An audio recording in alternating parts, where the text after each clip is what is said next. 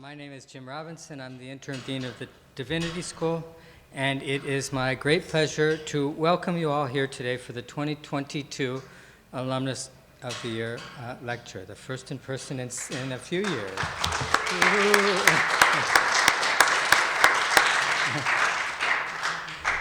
Thank you to those who are here in person as well as those joining us via live stream, as you see the equipment behind you. This is the first time we have had our Alum of the Year lecture live in person since the pandemic began, and it's the first Alumnus of the Year lecture we have delivered via live stream to those of you at home. And I am particularly pleased to be able to introduce our 2022 recipient, George Fitchett, who will be lecturing today on transforming chaplaincy, developing evidence-based spiritual care. A few remarks before we get started. Since 1947, the Baptist Theological Union annually presents the Divinity School Alum of the Year Award to a Divinity School graduate. The award recipient is chosen for excellence of work and continued contributions to the field. Recognition and influence beyond the person's immediate sphere and embodiment of the Divinity School's goals and values. Choosing the Alum of the Year involves soliciting nominations from the entire alumni body and submitting them to the Alumni Council for consideration. The council then makes its recommendation to the Baptist Theological Union. Past recipients of the award include luminaries such as Benjamin Mays, Yaroslav Pelikan, Lori Patton, and Robert M. Franklin, Jr. So this is a distinguished company you're joining today, and joining the board in the back as well, a permanent fixture in the lecture room. William Rainey Harper, the first president of the University of Chicago, along with our early deans, envisioned a divinity school as part and parcel of a great research university, a special kind of divinity school in which the distinctive areas of religious studies, theological inquiry, and preparation for ministry were respected as individual disciplines, but also drew on and enriched one another. Dr. Fitchett represents that distinctive ideal, as he also represents the ideal of engagement with the world outside of academia, perhaps most of all. Dr. Fitchett, chaplain, researcher, scholar, administrator, is the field's preeminent leader in developing a research-informed approach to chaplaincy. He is an expert on spiritual assessment, whose research examines the relationship between religion and chaplaincy, whose research focuses on the relationship between religion and health in diverse clinical and community populations. Professor and Director of Research in the Department of Religion, Health, and Human Values at Rush University Medical School, Dr. Fitchett has played a central role in pioneering research in and locating chaplaincy as an evidence-based field. Dr. Fitchett received his Master of Theology in 1970 and his Doctor of Ministry degree in 1974 here in Swift Hall in the Divinity School. He received his PhD in epidemiology in 2007 from the School of Public Health at the University of Illinois at Chicago, and was awarded an honorary doctorate from the University for Humanistic Studies in the Netherlands in 2019. He has been a certified chaplain and chaplain supervisor for over 35 years. The first chaplain to receive a Career Development Award from the National Institutes of Health, Dr. Fitchett has been one of the principal investigators for a recently completed 5-year NIH-funded clinical trial regarding dignity therapy, believed to be one of the first times the NIH has funded a study that included chaplaincy care. In 2015, with support from the John Templeton Foundation, Dr. Fitchett co-founded Transforming Chaplaincy, a program to advance spiritual care research and chaplain research literacy. The author or editor of several important works focusing on healthcare, chaplaincy, and spiritual care, his book on spiritual assessment, Assessing Spiritual Needs, is widely used in academic and clinical training programs around the world. In 2021, Transforming Chaplaincy, the George Fitchett Reader, edited by Stephen Nolan and Annalie Damon, was published, bringing together some of Dr. Fitchett's most important spiritual care research. And really, I just want to point to this remarkable work, which is available over there, as I'll remark in a moment. Some people publish articles, some people publish books. To have a reader put together from your writings is something else entirely. This really is an extraordinary testimony to your work. I'm pleased to share that a limited number of copies of this new volume of Dr. Fitchett's work is available on the table outside the lecture hall, in fact, inside the lecture hall. Compiling the best selections of George's work over his long career, this reader explores in depth some of the topics George is sure to speak about tonight, and many more as well. Please do feel free to pick up a copy, which will be available for attendees this evening for as long as we have copies available to distribute. Please join me now in welcoming Dr. George Fitchett, the Divinity School's 2020 Alumnus of the Year.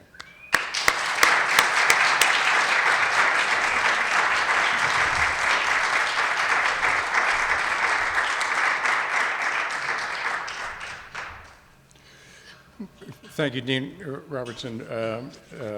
Appreciate your kind introduction.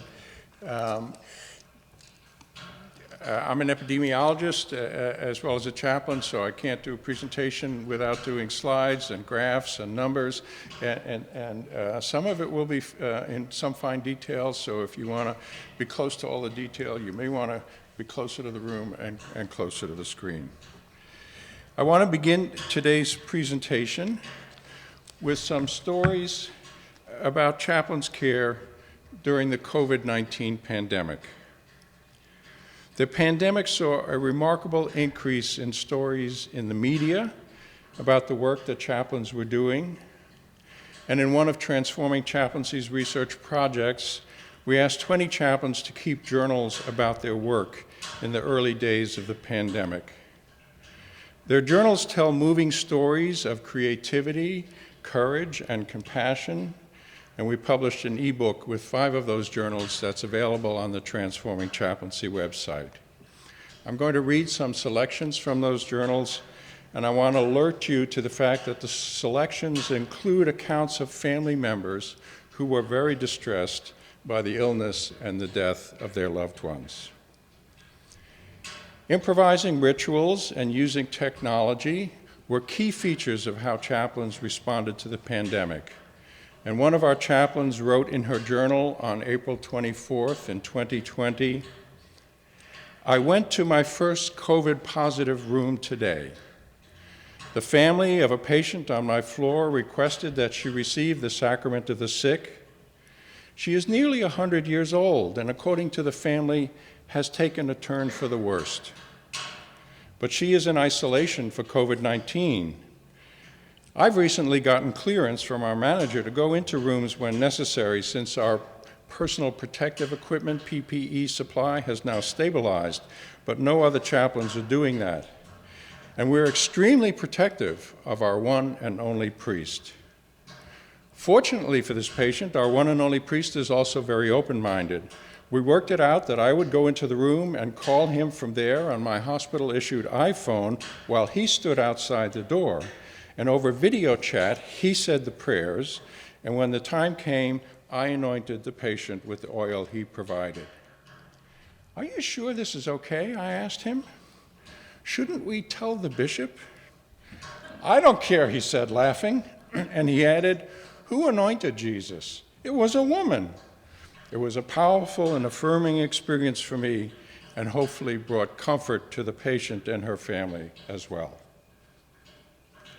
Care for staff became a very significant part of chaplaincy care during the pandemic, and a month earlier, this chaplain wrote in her journal, stress affects our staff members differently. Some become more tense and snippy and have shorter tempers and withdraw. And then there's Dr. W., one of my pulmonologists, a critical care doc. He stopped me on the floor today to share the video of the Nashville online choir singing, "It Is Well With My Soul," in its entirety, at full volume, on the ICU floor. I had to resist the urge to look around to be sure we weren't disturbing anyone else, including the other doctor who was trying to dictate notes in his phone in the next cubicle. But it was clearly important to Dr. W. and finding means of connecting with him had been scarce up to this point. So we listened and huddled together at the nursing station, while 40 talented musicians blended their amazing voices across 40 different phones. Sometimes chaplains found themselves in situations where the disproportionate impact of COVID on people of color, the double pandemic, was very evident. An African-American chaplain wrote in her journal, "Tonight was a very challenging night for me, to say the least. I responded to a code blue for a patient who had tested positive for COVID-19. The patient was not doing well, and the medical staff made a decision that further CPR would be futile. The doctor was talking on the phone to the spouse when I arrived, and I could hear the spouse pleading for the doctor not to give up on the patient. And the doctor repeatedly informed the spouse that they didn't give up on the patient's body had given up because the patient's heart had given out. I offered to talk to the spouse and suggested that they use this time to provide a final gift to their loved one by sharing with them on the phone how much they love the patient, so that their voice could be the last that the patient hears as they transition from death to life. The spouse agreed to do that, and the doctor gave his phone to the nurses, and the spouse talked to the patient. Eventually, the patient passed away, and the spouse informed their adult child. The adult child and the patient were very upset and did not understand why they could not come to the hospital to see their loved one and why the doctor would not continue CPR attempts. Unfortunately, anger and grief took over the adult child, and the adult child said some very nasty things to the nurse and the doctor and accused the doctor of killing black people. This infuriated the doctor, understandably, and he left the floor, inappropriately lashing out. The chaplain wrote in her journal, "I tried to see both sides. I understood the doctor's anger because he and the rest of the medical staff were putting themselves at risk to save patients' lives. However, I also see the adult child's side. I know that distrust of the medical community by African Americans is based on a history of medical abuse they have suffered throughout the years. I believe that this scenario is going to be repeated again, which is why I shared it with the chaplaincy staff so that they could be prepared." Chaplains did great work during the pandemic, and they received well-deserved attention.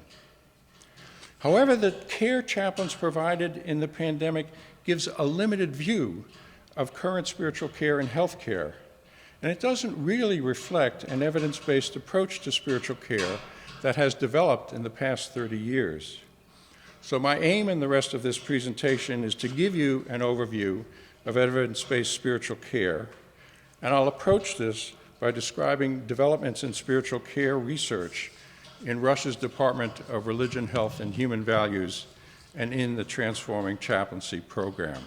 Our research program began in 1990, and you can see the aims that we had on the slide. To conduct research which supports the department's programs of patient care, education, and ethics, to help chaplains do a better job being chaplains by using research. And in the Q&A, if we have time, we can talk a little bit about why Rush was a place where this made sense and what some of the thinking was behind launching the program. Our early studies were involved in some very basic things. One of the first studies that we did with 200 medical surgical patients was to find out who wants chaplain visits, what proportion of patients want to see the chaplain, and how are those patients different from patients who didn't particularly want to see the chaplain. And what we found was that about a third of the patients wanted to see chaplains, and they were notable because they were more religious people, which led us to think, were they patients who actually were in greater need of chaplain visits, or were they just patients who really appreciated spiritual support? We didn't have great measures of spiritual need or religious distress in that study, but the few measures that we had suggested that the patients who wanted to see the chaplains were not necessarily the patients who needed chaplain care the most.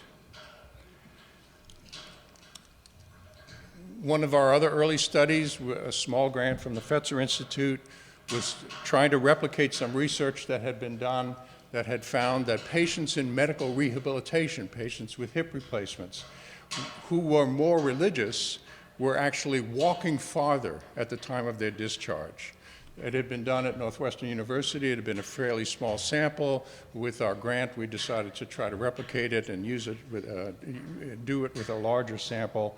And we found that the more religious patients actually had no advantage at the time of discharge in terms of increased rehabilitation function compared to patients who were less religious. But psychologists of religion, Ken Pargament in particular, had begun to develop measures of something. He'd begun to conceptualize and develop measures of something called religious and spiritual distress. And one of the items about religious and spiritual distress was whether or not you were feeling angry with God. And it hadn't been a key hypothesis of our study, but we put that question in the study. And we found that actually after adjusting for a bunch of other baseline factors, patients who were reported being angry with God had poor rehabilitation function. They were a very small percent of the total sample, 5 out of about 100 of the patients, but it was really a kind of notable difference in impeding their rehabilitation. There had been no research about this at the time we published this. We weren't really sure whether or not this was just a fluke of our sample, but we did put it in the report and we paid attention. And over time, Pargament and colleagues actually began to report similar findings that it really has become a very consistent pattern in other research that religious and spiritual struggle, feeling disappointed by God, abandoned by God, angry with God, feeling a loss of a sense of meaning and purpose in life. It's not common. You'll see in the pie graph about 20% in another study that we did had moderate to high levels of religious or spiritual struggle, but it turns out to be kind of consistently an indicator of poor quality of life, more emotional distress, and perhaps compromised recovery. So that led us to think that it would be important to find ways to try to identify patients who are experiencing religious or spiritual struggle early in their hospitalizations. And so my colleagues and I developed one of the first screening tools for religious and spiritual struggle. And you'll see the questions in the screening tool in blue. Is religion or spirituality important to you as you cope with your illness? If someone says yes, then we ask how much strength and comfort are you getting from religion and spirituality right now? And if somebody says all that I need, we feel like they're doing fine, but if they say less than I need or not at all, that's the first red flag for religious and spiritual struggle, and then we also have another pathway. So in this particular study, which was older adults in general medical clinic who had screened positive for depression, you see half of them had also screened positive for religious or spiritual struggle. As we were doing this research in the early stages, we were just busy with all the details, getting the surveys right, getting the recruitment right, getting the protocols correct. And then we had time to kind of step back and think and realized that the cultural context in which chaplaincy care was taking place was actually changing in some dramatic ways. And one of those, as you would all well know, is the increased secularization that's happening in our society and in many other places. And so the authority by which chaplains were welcomed into institutions, including hospitals, it was no longer quite clear to what extent care for strictly religious reasons was something that was compelling and healthcare institutions should be invested in. So we needed to begin to think, what's the role of spiritual care in a secularizing society and for people increasingly distanced from religious affiliations. And at the same time that that change is taking place, in healthcare organizations, evidence-based practice is beginning to guide clinical practice throughout the organization. So all the clinicians in healthcare organizations needed to be able to describe what was the evidence by which they were making decisions to do what they were doing, and what was the evidence that what they were doing was actually contributing to the well-being of the patients and families they were serving. And so that awareness of that cultural context and changing practice began to inform our thinking about what did it mean to develop an evidence-based approach to spiritual care.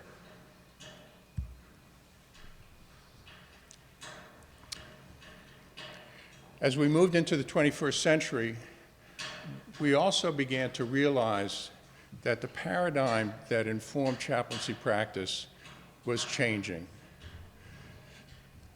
Beginning probably in the middle of the 20th century, heavily influenced by Carl Rogers' client-centered therapy, chaplaincy, the dominant paradigm for chaplaincy was described as the ministry of presence, and some of you would know Winifred Sullivan's book in which she used that as the title for her book, and in the book she writes, "The language of the ministry of presence is ubiquitous and may be the most common image that chaplains use to describe what they do."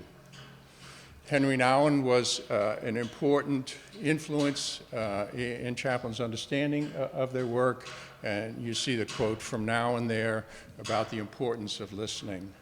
So this paradigm of being present, offering hospitality, being an empathic, listening presence was, through the latter part of the 20th century, the dominant paradigm for chaplains' work. But as we got into the 21st century, actually, an alternative paradigm was being proposed and coming under consideration. One of the first people to propose the alternative paradigm was a chaplain educator in St. Louis named Art Lucas, and in 2001, Lucas published a book called The Discipline of Spiritual Pastoral Caregiving. Those of you who come from Methodist traditions will quickly guess Lucas must have been a Methodist, right? Because that's the description of their book of order, right? And part of what Lucas proposed was that good spiritual care followed this pathway that you see illustrated in the circle there. That we begin with an assessment process, trying to understand what patients or families, if we're caring for family members, most need from us, and then in kind of considering that assessment, we begin to think about if we address the situation that this patient is describing, what would be the desired outcome? And that was probably the first time that, one of the first times that we'd seen in chaplaincy literature the notion of an outcome, let alone developing a plan and interventions that were designed to help people move toward that outcome. And so Lucas replaces the paradigm of presence, P, with the paradigm of a plan, P. And for decades, chaplains had actually been trained that if you go into the patient's room with a plan, with an agenda, that was actually a hallmark of bad spiritual care. that the notion of being agenda-free and was actually a hallmark of good spiritual care, but it was probably more complicated than that, because part of what it meant to go in without your agenda was that you'd be able to listen to find out what the patient's need was, right? But Lucas actually begins to change the paradigm, and it begins to kind of be described as outcome-oriented spiritual care. The problem with outcome-oriented spiritual care was that for the most part, chaplains had no idea what outcomes they were focused on. They weren't trained that way. The CP educators were still using the presence paradigm, and so the chaplains really didn't have a way to think about the outcomes or to conceptualize the outcomes, and that's still a challenge for the profession. Some colleagues in Scotland who have done some research to try to measure the impact of spiritual care at one point came up with the diagram you see there that kind of offers one summary of outcomes that might be associated with chaplain's care. So this notion of evidence-based spiritual care gets started at Rush. We were kind of unique and important pioneers in the field. We did some early studies. We began to realize, oh, we're doing all of this in the context of some important cultural shifts and paradigm changes. And I'm providing leadership for all of this, but I actually don't have any training and research. The agreement was that at Rush I wouldn't do any research independently. I would always do research with mentors at Rush who were trained and experienced researchers. We had a lot of great health psychologists at Rush who were good partners, and they were glad to be my mentors. After we had done that for a little over 10 years, I was working with a psychologist who said to me, you have an aptitude for research, and you certainly have an interest in research, but you don't have any training in research, and you're just not going to get very far, so you should get some training. And I said, I'd love to get training. How do I do that? And she said to me, you know the National Institute of Health has training grants. And I said, no, I didn't know that. I knew the National Institute of Health had money to support research, but I had no idea that they had training grants. And these are what are called the K Awards. And so that was probably the first time a chaplain had heard about K Awards. And with her help and the help of others at Rush, I actually applied for one, and on the second try I was successful. And the K Award does support a program of research, but it also supports a program of education. And I had proposed that for my education I would do a PhD in epidemiology at the University School of Public Health, which is only 3 blocks from my office. And so in my mid-50s, I became a full-time graduate student in a school of public health. And you should know that schools of public health have certain similarities to theological schools and seminaries. People at schools of public health are there because they want to make the world a better place. They know it's not going to be easy to do, and they know they're not going to get paid very much to do it. But they were very welcoming of me. There was no one there that knew anything about research about religion and health, but they knew a lot about the epidemiology methods, and together we had a great time. So during that time, I focused less on spiritual care and more on the epi of religion and health. And one of the studies for that work was a study about whether or not a certain measure of spiritual experiences would be associated with a lower likelihood of hypertension. There had been other evidence that suggested that religious involvement was associated with lower blood pressure and lower levels of hypertension for different populations. But this new measure called the Daily Spiritual Experience Scale had been developed by Lynn Underwood and other colleagues, and it talked about the sense of closeness to God. How often during the week did you feel close to God? And I had a sense that that sense of closeness to God could be the key factor associated with stress hardiness among more religious people. And so if people were less reactive to stress, there is a possibility then that they would have less hypertension. And you can see that if my hypothesis would have been true across, going from left to right across the bars, there would have been a decrease in systolic blood pressure for both the white and black women, and it wasn't. We didn't find it. Right, so. On the one hand, that's disappointing. On the other hand, for some researchers, that's just the place where you begin again, and an opportunity for new and interesting research, which for a variety of reasons I haven't picked up and pursued. Another epidemiological study that I was involved with used data from 6,000 older adults in Beverly and Morgan Park here in Chicago. It was called the Chicago Health and Aging Project. And part of what we were doing was following up on research that people who had higher levels of religious involvement had fewer functional limitations. They performed better on measures of activities of daily living and independent activities of daily living. And one of the questions was, would there not only at baseline be differences in the levels of disability associated with differences in levels of religious involvement? In this case, we used worship attendance. But would those differences actually be protective over time against increased disability? And you'll see from the graph, it's a little hard to see, the lines are kind of faint, but the hypothesis about the initial differences were true. People who were more frequent worship attenders did have lower levels of disability, but over time, everyone was subjective as they got older to increased disability. So 2002, 2007 was a great time for me, learning about research methods, getting involved in the epidemiology of religion and health.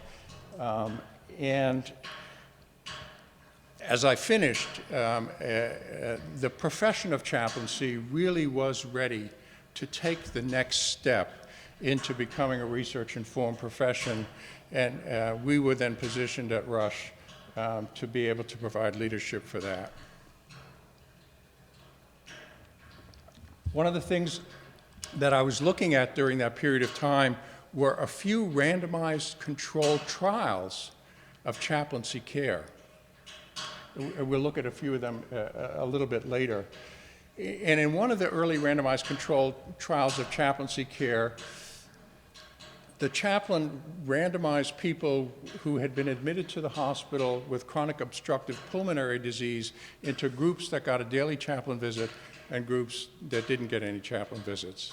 And part of what he found was actually that among the people who had a chaplaincy visit, there was a greater decrease in anxiety. And so a significant finding from an early randomized clinical trial. So if we think about wanting to replicate that, we need to know what happened in the chaplain's visits. And so read the article real carefully, and basically what he said was, I visited patients every day. And that really probably isn't enough to kind of, replicate it. And so I said, okay, we need a thick description of what chaplains do. I bet we'll find the thick descriptions in the chaplaincy case study literature. So this is around 2010. I looked for the chaplaincy case study literature and actually discovered there wasn't any. So I recruited some chaplains who were working in various different places around the country, and I said, what do you think about writing case studies for publications so that we can get a thick description of what you do? So in 2011, the first case studies were published. By 2015, we had the first collection of 9 case studies from chaplains all around the world. The second book of case studies came out in 2018. And our Dutch colleagues caught wind of this, and they decided that this was a great way to strengthen spiritual care in the Netherlands. So they went on to create a national chaplain case study research project in which 60 chaplains who worked in healthcare and corrections and military chaplaincy met in small groups for 4 years to share case studies with each other and to talk about what they were learning from the case studies about what happens in effective spiritual care.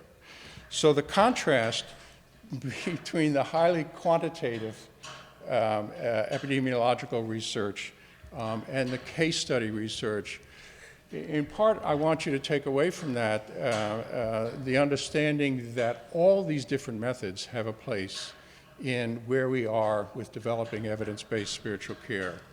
My specialty is the quantitative work, but as you see, I've been heavily involved in the case study research, and many colleagues are very involved in qualitative research about chaplaincy, and all of that is very important. In the midst of all of this, I was having conversations with my friend and colleague Wendy Cadge, who's a professor of sociology of religion at Brandeis University. And we were trying to think about what it would take to really help chaplains move into research about spiritual care. And we realized that the resources that were available in most chaplaincy departments and resources that were available in professional chaplaincy organizations were just not going to be sufficient to actually really advance research about spiritual care. So together we approached the Templeton Foundation with a proposal to try to advance chaplain research literacy and chaplaincy research, and eventually the Templeton Foundation, along with all the professional chaplaincy groups in the United States, gave us $4.5 million, and in 2015 we launched the Transforming Chaplaincy Project. A key component of the project was actually to develop the capacity to be involved in a fairly high-level research among chaplains.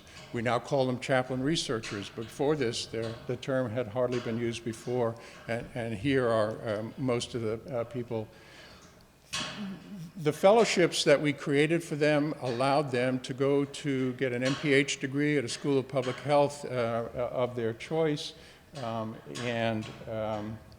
that was the core component of the chaplaincy, the Transforming Chaplaincy Templeton-funded phase.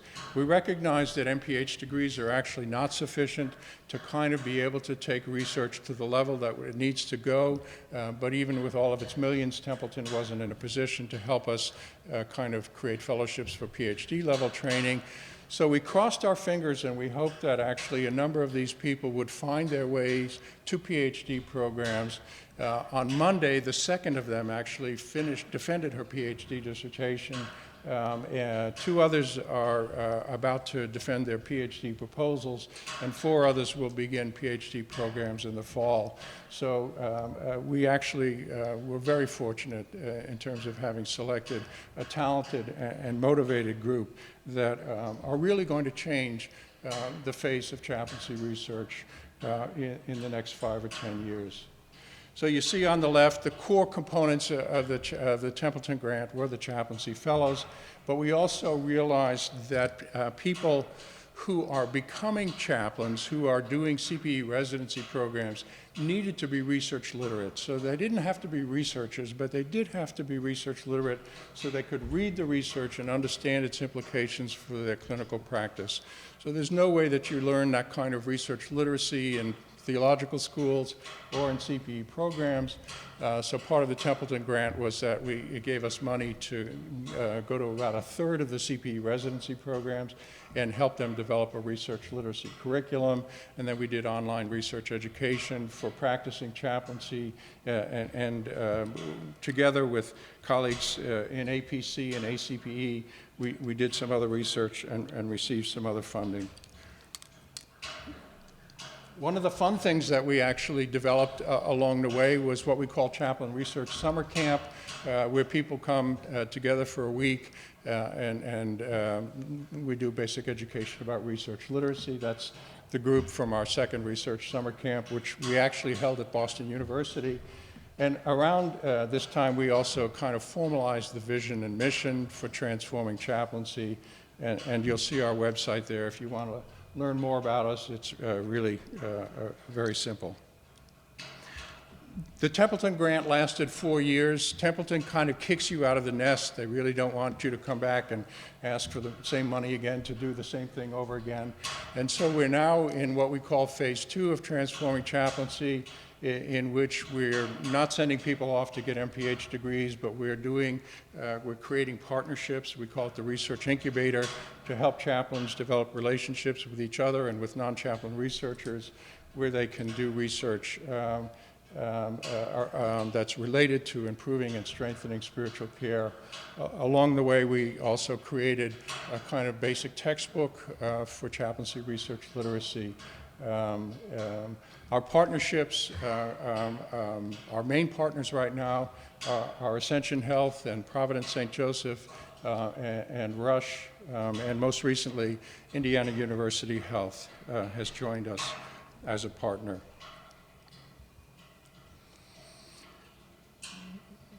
So what are the next steps? Where do we need to go in chaplaincy research? Back to the pyramid, back to evidence-based medicine, evidence-based clinical practice. One of the most important next steps for chaplaincy research is to describe the effects of the care that we provide. There have been, as I said, a few randomized clinical trials. That's not the only way to do research about the effects of our work. The first one, the one on the left, is actually that COPD study that was done, published in 2001 with the 50 patients that were randomized, and you'll see a steeper decline in anxiety for the patients who had daily chaplain visits. The other graph is around a group-based chaplain-led intervention that was developed initially for veterans combat veterans who were experiencing symptoms of PTSD, and they compared the intervention has as a core component discussing the ways in which being in combat and other traumatic experiences have had an impact on the ways in which people make meaning or their religious affiliations. And it's called Building Spiritual Strengths. The core developer is a psychologist in the VA whose name is Irene Harris, but she's partnered a lot with chaplains in this. And you'll see there that they compared the Building Spiritual Strengths intervention, which is the red line, to a usual practice around person-centered group therapy for the veterans. And the Building Spiritual Strengths intervention was at least as effective in reducing clinician-rated symptoms of PTSD and probably slightly more effective. So randomized clinical trials aren't the only way for us to describe the benefits of chaplain spiritual care, but it's an important way, and other research that describes the effect of our care is really one of the important cutting edges that we need to be pursuing. Probably the second most important cutting edge for our research is back to the conversation about secularization. What's the impact of secularization on the way people find meaning and on the role of chaplains in helping them find meaning and cope in the context of serious illness? And so what does it mean to provide spiritual care for people without religious affiliations? And you'll see on the right-hand side, data from a study of over 400 patients and families who were hospitalized at one of 16 hospitals run by Ascension Health in Indiana. And one of the questions they were asked during their hospitalization was to what extent they wanted to see a chaplain. And you'll see that 93% of the patients and families who participated in the study said they would like at least one chaplain visit during their hospitalization. I don't know how many of you work in spiritual care or work in hospitals. That number is stunning. That's essentially everybody. Is there something about Hoosiers that actually makes them fond of chaplains, that makes that number so high?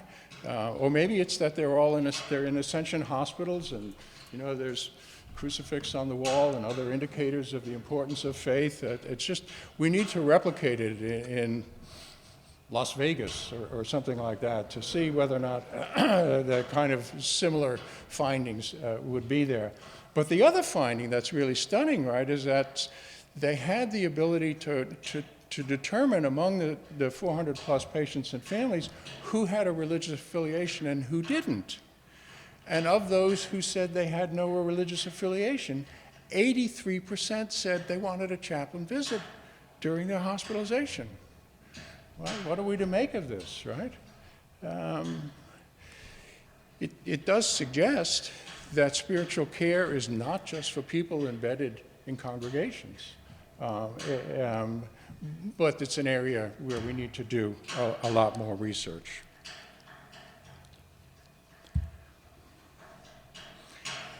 As I move to kind of sum up here, I want to talk a little bit about education for chaplaincy. Many students from the Divinity School have come to Rush for their CPE, since my Divinity School classmate David Wong and I participated in the first unit of CPE that was offered at Rush in 1970.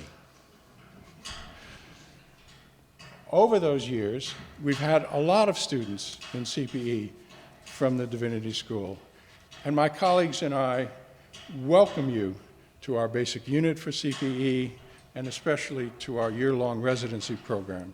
The director of CPE is Mark Tabbitt, and Mark is here, and he'd be glad to talk to you about coming to do CPE with us. The year-long residency program, this is our current residents, and you will recognize some of them. They are your recent classmates. Wesley Sun, recently a member of your faculty, is with us to do certified educator training. But in recent years, it's become clear that the current model of education for professional chaplaincy is not working. 3 years for an MDiv, 1 year for a CPE residency, maybe 2 years for the residency. It's just too long, and it prevents many people who might be interested in chaplaincy careers from moving down that road. The academic component of chaplaincy education that takes place in theological schools and seminaries and the clinical component of chaplaincy education are siloed. The MDiv coursework in most schools is not well suited for chaplaincy. There are things that people need to learn that are not being taught, and there are things that are being taught that are really not very helpful. The didactic component of a CPE residency is haphazard. It's based on the interests of the local CPE educator, and it's not based on the competencies required for professional chaplaincy. Together with other colleagues, Wendy Cadge, Trace Haythorne, the executive director of ACPE, we have done some work, some of it was funded by the Luce Foundation, to describe the problems with the current approach to chaplaincy education.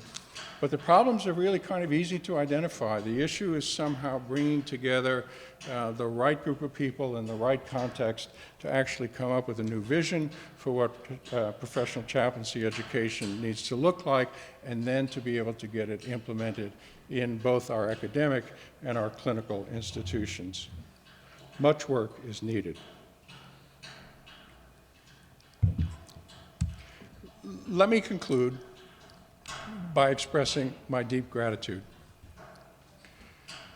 My gratitude for this award, to the Alumni Council, and especially to those who nominated me. My gratitude to my Divinity School teachers, especially to my Dean Advisor, Don Browning. My gratitude for my Divinity School colleagues. You'll see on the right-hand side what the D-Min class looked like in 1971. We formed some very close relationships that continue to be dear to us. I want to express my gratitude to my Rush colleagues, and especially to the leaders of the Department of Religion and Health and Human Values at Rush. Without the leaders' support for the initial idea about developing a research program, and then for all the steps that it's gone through, this just would not have happened.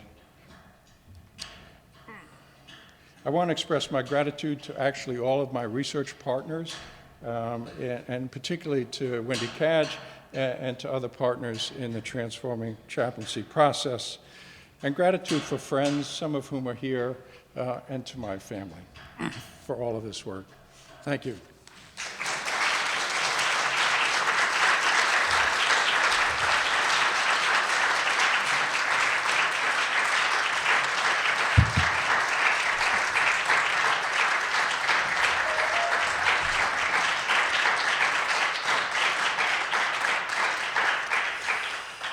I think there's time for conversation. I think Jeffrey has a microphone, and if you'd like to share a comment or ask a question, I'd love to be in conversation with you.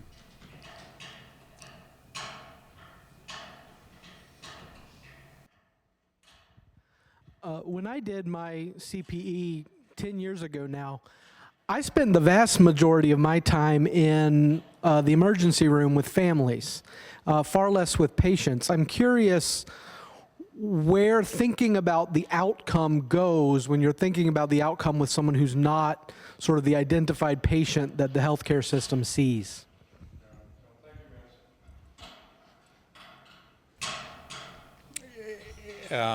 It's a really important point, and spiritual care is very much for patients and families as a unit. And I haven't really talked about care for healthcare professionals.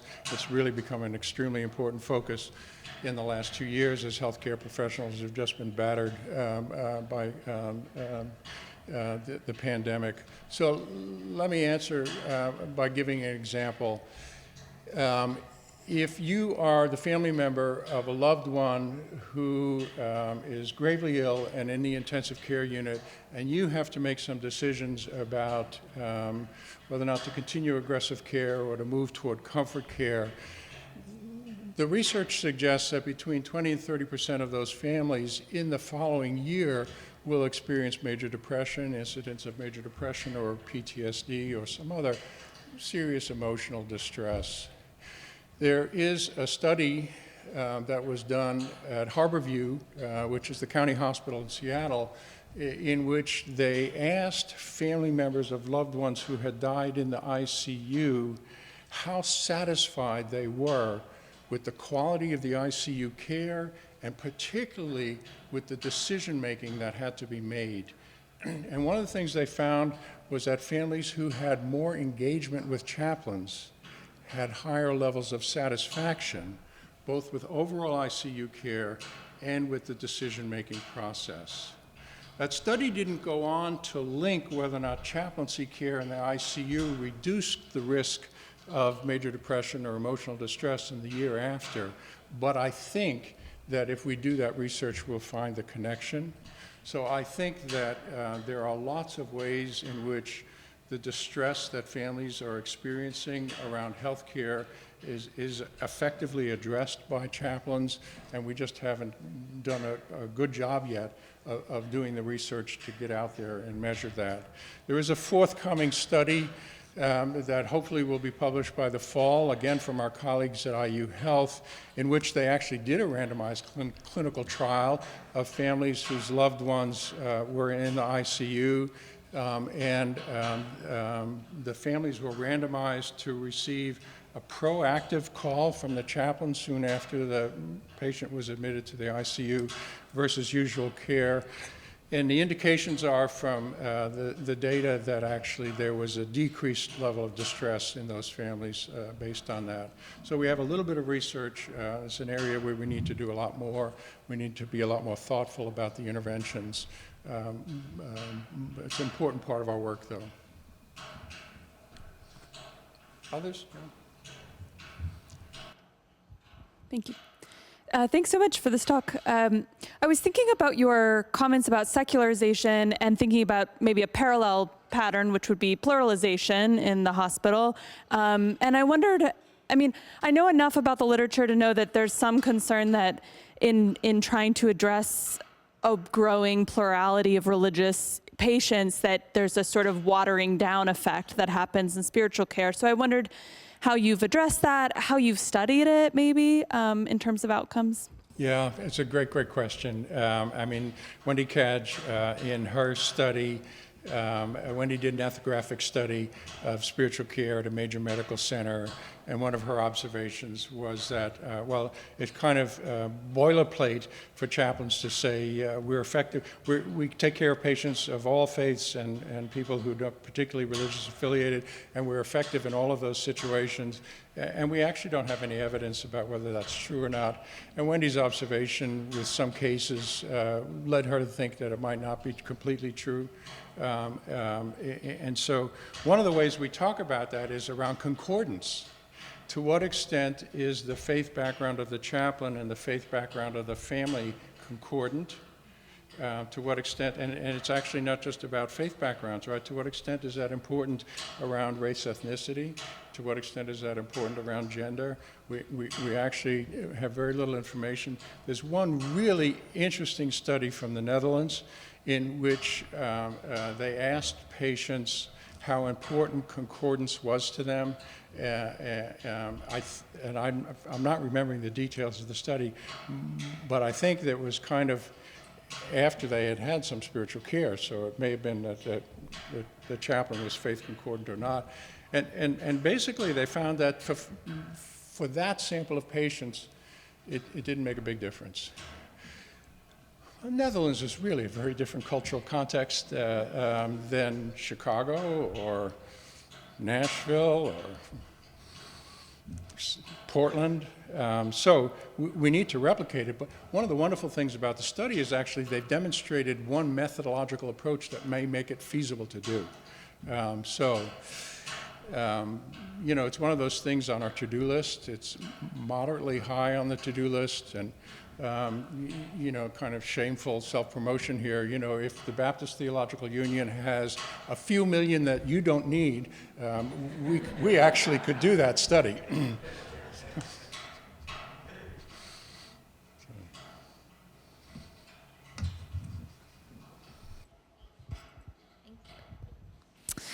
Thank you for being with us tonight. Two things. One, I just wanted to thank you for mentioning that there could be some small or large changes made to the chaplaincy program. I loved my experience quite a bit, but there is a gentleman at the basement of Rush who makes the security cards, who very much wants to be a chaplain and finds it very difficult, and I would chat with him about the process, and it was enlightening to hear him say, well, you know, there's a lot to do in order to become one. So that was very salient. Thank you. The other thing I was wondering, and this is maybe dovetailing on what you were saying, is that the intercultural space of a hospital is kind of maybe not replicable in many spaces. It's so interreligious. It's you know, there's a lot of class issues going on. I'm wondering how much of this work can or should be done outside of a hospital, if there have been any studies about chaplains in other spaces of crisis. Yeah, I wish I knew the answer to that, and I really don't. It's been hard enough to keep up with the literature around healthcare. So I really I don't know anything about healthcare. I mean, higher education chaplaincy, military chaplaincy, corrections chaplaincy. You know, I think it is clear for a variety of reasons that the chaplains who work in those contexts, on one hand, would welcome research, but they haven't had the resources to get started. You know, we're not very far along with the research around spiritual care and healthcare, but compared to those contexts, we're really miles down the road. And I know, you know, many of those people are now coming together in the Chaplaincy Innovation Lab, which Wendy Cadge went on to start in 2018, so that I think there's hopes that they'll be able to do more research to examine the strengths and weaknesses of their work and the value of their work. But I think actually they're really, in many cases, just getting started. It just requires a lot of specialized background. I mean, you know, correctionals, if you're going to do research about spiritual care and corrections, you've got to know a lot about criminology. And just because you're good at healthcare research doesn't mean you know a thing about that, or you know, the healthcare, higher education involvement context around what are the kind of developmental, emotional, spiritual crises that are associated, you know, with young adulthood, and how does higher education chaplaincy address those things. So just whole other areas of specialization and expertise. So it's going to.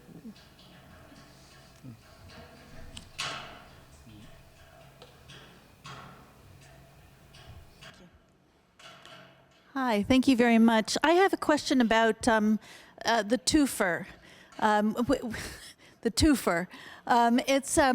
It's been my experience anecdotally that in both the state of Michigan and in the state of Colorado, at a community hospital, the chaplain is also serving as the ombudsman. It's a twofer. You go there to be the chaplain, and you end up being the ombudsman for the hospital as well. Are you familiar with this as a cost-cutting measure or as another way of, it really does change the role? Hey, clerk. It really does change the role, and yet I found, because these are both dealing with family members who are critically ill, that it was extremely helpful to have someone who could navigate the systems as a part of what their role in spiritual care was. Which states? Colorado and Michigan, but it's entirely anecdotal. Mm-hmm. No, thank you. I had not heard that at all. Let me just say two things about that. One is experienced chaplains who've been in their institutions for a while do effectively become ombudspersons. They do know the organizations and they can help in lots of ways.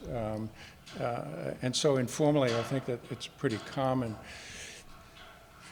But part of what I hear in your comment is, are hospitals trying to save money by having the chaplain not just do chaplaincy stuff, but do something else as well. And it touches on a very sensitive nerve for healthcare chaplains. They think they're about to be eliminated any day. They think that with the next budget cut, the department will be cut in half. The empirical evidence doesn't support that, but it is something that's deep in chaplains' anxieties, right? So one of our Transforming Chaplaincy fellows who finished her PhD last November actually looked at the best data we have about whether or not a hospital has a chaplaincy department. It comes from the annual American Hospital Association Survey of Hospitals. And she took 10 years of data from 2011 to 2020, and she looked at how many hospitals reported having a chaplaincy department. It's about 70% in general medical hospitals. And then she looked at hospitals that had a department at the beginning of those 10 years and dropped it, and hospitals that didn't have a department at the beginning of 10 years, but by the end of the 10 years, they had one. All right? And so which group was bigger? The group that dropped or the group that added? It's the group that added. Right? And there's other evidence that suggests the same thing, that actually, for every department that goes through a budget crisis that actually reduces the spiritual care program, there's actually 2 other departments that have actually seen the value and they've expanded it. Whether or not that continues in the face of other, tight money situations, we'll have to see.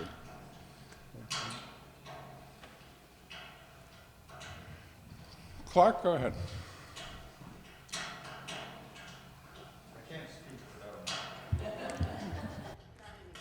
Early on in your remarks, George, you used the phrase religious struggles.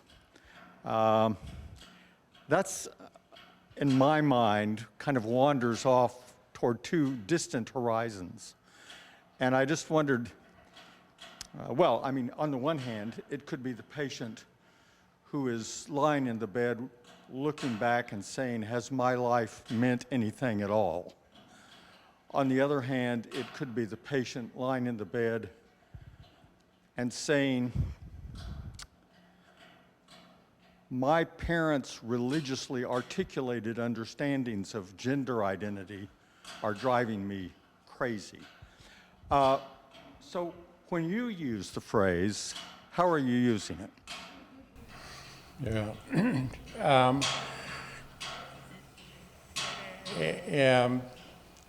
And when I use the phrase, I actually think of how do we measure it? You know, so Ken Pargament, his first measure had 7 items. They were mostly about feeling forgotten by God and abandoned by God, and feeling forgotten by my church, and thinking the devil was causing the illness. So the first body of research used that 7-item conceptualization, and mostly those 7 items measured what we now think of as struggle with the divine. And Ken and his colleagues have gone on to develop a new measure of religious and spiritual struggle that actually has 6 components.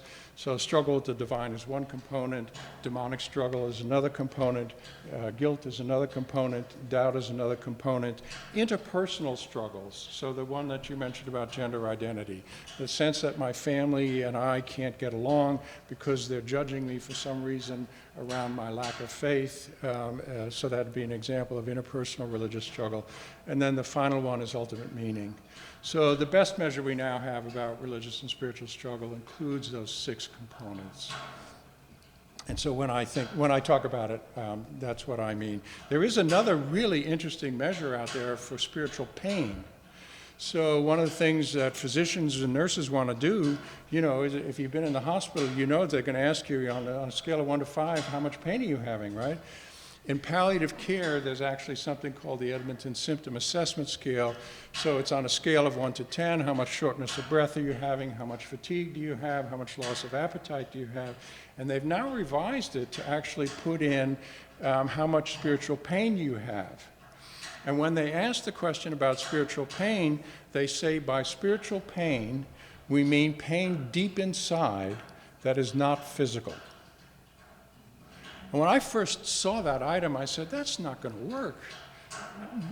But the research suggests actually that it is the amount of spiritual pain that gets identified with that item is kind of similar to the amount of spiritual struggle you find when you use more complicated scales, and it has this similar association. So it may be an effective screening tool, and the kind of screening tool you saw that we developed with the branching algorithms may not be necessary. One of our current projects is actually putting several screening tools head to head to see which ones have the best screening properties. Well, especially if your focus is on pastoral counseling outcomes, the sort of second line. Yes, that's right. I mean, part of what you want to know is whether or not the spiritual care actually reduced the religious and spiritual struggle. Did it reduce the spiritual pain? And you can't get involved in that conversation unless you have some good, reliable baseline measures. I should note that Ken Pargament, who's just really the major resource in this area, doesn't use spiritual pain, he doesn't use spiritual distress. He really does like the concept of religious and spiritual struggle because he understands it as a fork in the road. And one possible response in that fork in the road is spiritual growth.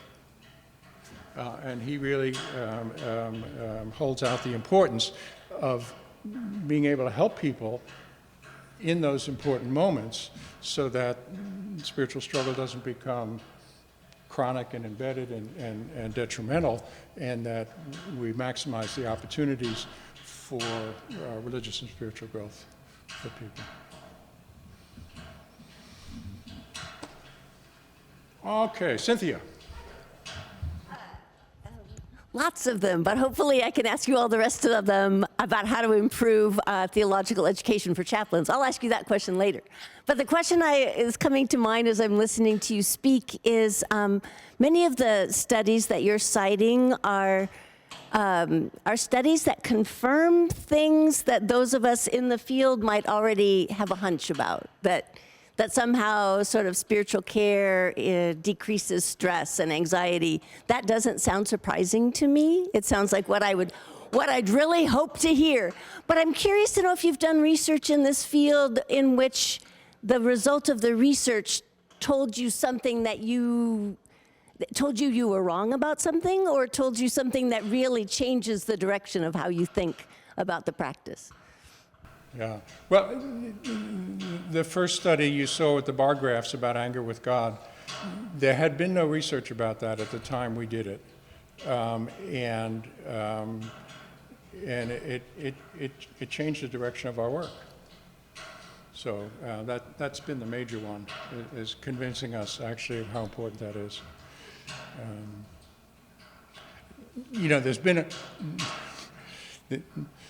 There is a pattern of my research that actually does not confirm well-established beliefs. So that same study about rehabilitation patients, we did not confirm that more religious rehabilitation patients had better rehabilitation outcomes. We didn't find it.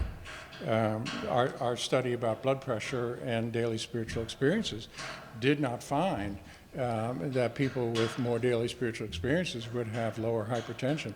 We thought that there had been other suggestions and other research that suggested it would be true, and we thought we had the core nugget of what it was about religion and spirituality, that sense of closeness to God, that would actually explain this. And, unfortunately, there hasn't been an opportunity to go back and use that measure with other populations to see whether or not there was something funny about our population in which we didn't find it.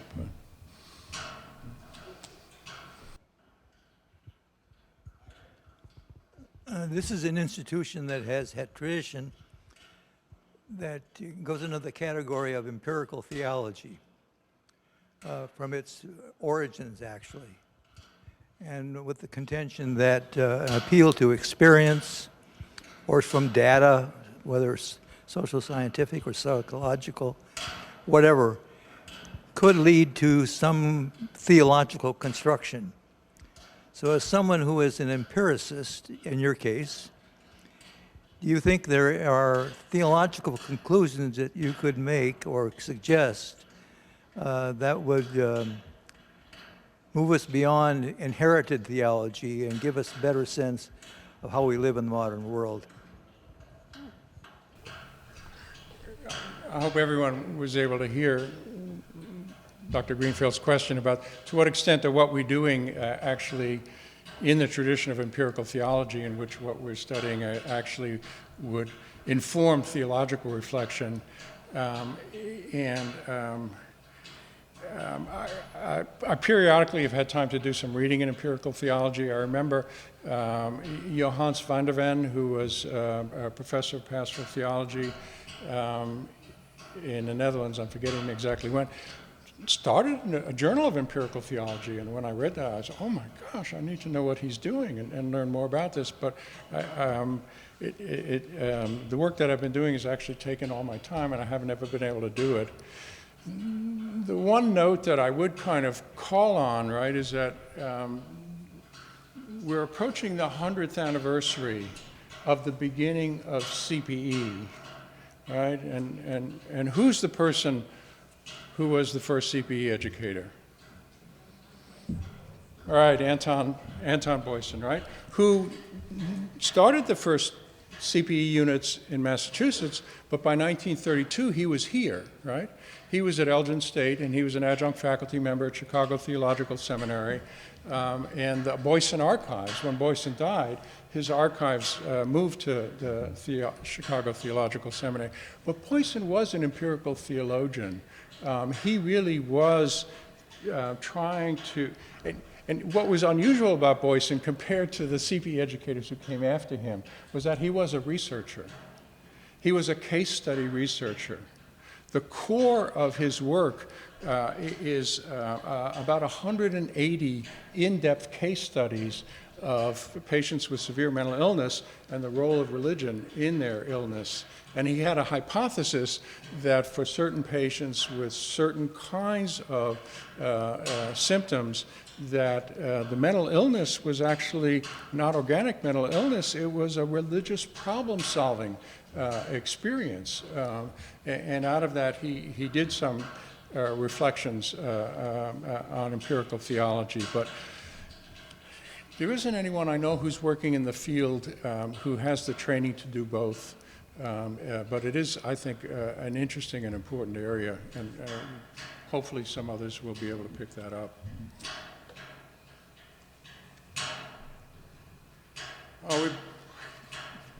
One more? Last one? I have a question about your sort of comments at the end. your sort of provocative comments about education for chaplains. It's not going to be Cynthia's question, how to improve. I think this is my question. I heard like a number of kind of accounts for what's wrong with the education. There's like a theory of inconvenience. This is just unwieldy. People can't do this. Then there's like the argument from coherence. You're doing this clinical stuff over here, and then you're doing this theological stuff over here, and they're not talking to each other. So that's a problem. But then there's also the argument from maybe what's happening in seminaries and theological schools is an obstacle for what chaplains need to learn how to do. So I kind of heard those three things. I don't know if that's accurate or not. But my question is, is it working chaplains who are telling researchers, my education failed me? I mean, what I heard you say is, chaplain education as it is right now isn't working. And so I'm just wondering, are working chaplains telling you that? Or who's telling you that? It's not to say I don't agree with you. I just want to know where the claim is coming from and who's making it. Yeah, it's a helpful question. We haven't surveyed working chaplains to ask them whether or not they think their education was on target. It'd be important to do as part of the bigger project to find out what about the education is strong and helpful and what about it isn't so strong and helpful. So it would be, I think that those opinions come from people who are working, like myself and others who are working in the field, who have a sense that when people come out of a CPE residency program, it kind of haphazard as to whether or not they've actually gotten the training that they need to have all the competencies that they need to have. So more a matter of expert opinion, which, as you know from the evidence hierarchy, pretty low on the hierarchy, isn't it? Did you want to say something, Margaret?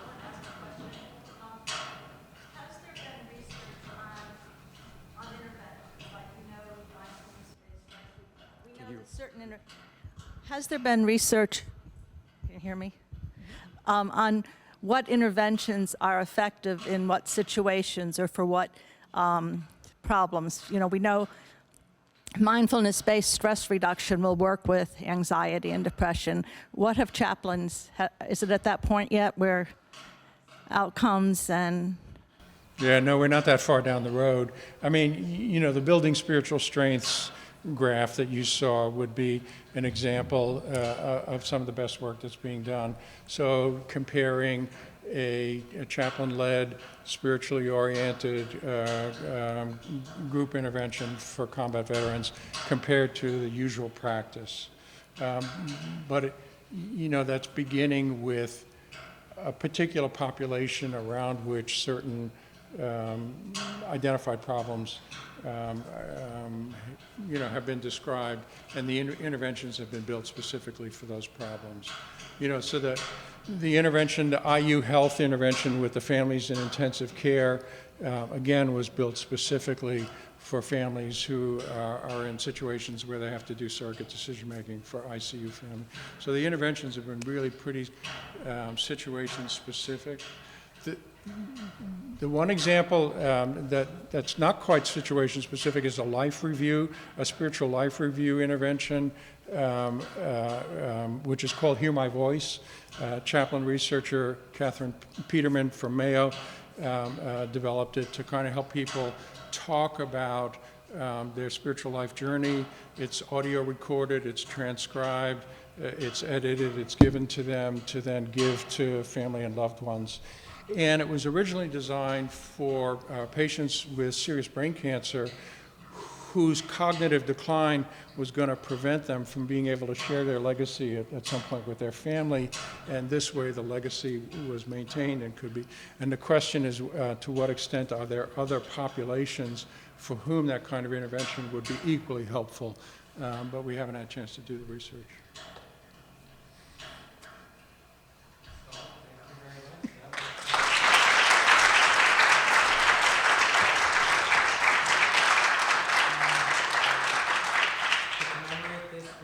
plaque for you, which we put forward.